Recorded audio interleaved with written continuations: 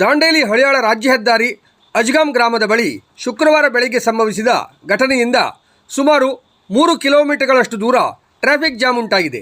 ಮಂಗಳೂರಿನಿಂದ ದಾಂಡೇಲಿಯ ಕಾಗದ ಕಾರ್ಖಾನೆಗೆ ಕಟ್ಟಿಗೆ ಪೋಲ್ಸ್ಗಳನ್ನು ಸಾಗಿಸುತ್ತಿದ್ದ ಲಾರಿಯು ಎದುರು ಬರುತ್ತಿದ್ದ ವಾಹನಕ್ಕೆ ರಸ್ತೆ ಬದಿಯಲ್ಲಿ ಜಾಗ ನೀಡುವ ವೇಳೆ ರಸ್ತೆ ಪಕ್ಕದ ಕೆಸರಿನಲ್ಲಿ ಒಂದು ಬದಿಯ ಚಕ್ರಗಳು ಸಿಲುಕಿಕೊಂಡಿವೆ. ಇದರಿಂದ ಲಾರಿ ರಸ್ತೆ ಮಧ್ಯದಲ್ಲೇ ಸಿಲುಕಿ ಮುಂದೆ ಸಾಗಲು ಸಾಧ್ಯವಾಗದೆ ವಾಹನ ಸಂಚಾರಕ್ಕೆ ಅಡ್ಡಿಯಾಗಿದೆ. ಪರಿಣಾಮವಾಗಿ ದಾಂಡೇಲಿ ಹಳಿಯಾಳ ರಾಜ್ಯ ಹೆದ್ದಾರಿಯ ಎರಡೂ ಬದಿಗಳಲ್ಲಿ ಸುಮಾರು 3 ಕಿಲೋಮೀಟರ್ಗಿಂತ ಹೆಚ್ಚು ವಾಹನಗಳ ಉದ್ದನೆಯ ಸಾಲು ನಿರ್ಮಾಣವಾಗಿದೆ.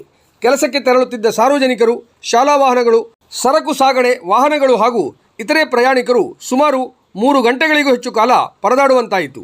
ಮಾಹಿತಿ ತಿಳಿಯುತ್ತಿದ್ದಂತೆಯೇ ದಾಂಡೇಲಿ ಗ್ರಾಮೀಣ ಪೊಲೀಸ್ ಠಾಣೆಯ ಪೊಲೀಸರು ಸ್ಥಳಕ್ಕೆ ಧಾವಿಸಿ ಕ್ರೇನ್ ಸಹಾಯದಿಂದ ಕೆಸರಿನಲ್ಲಿ ಸಿಲುಕಿದ್ದ ಲಾರಿಯನ್ನು ಹೊರತೆಗೆದರು.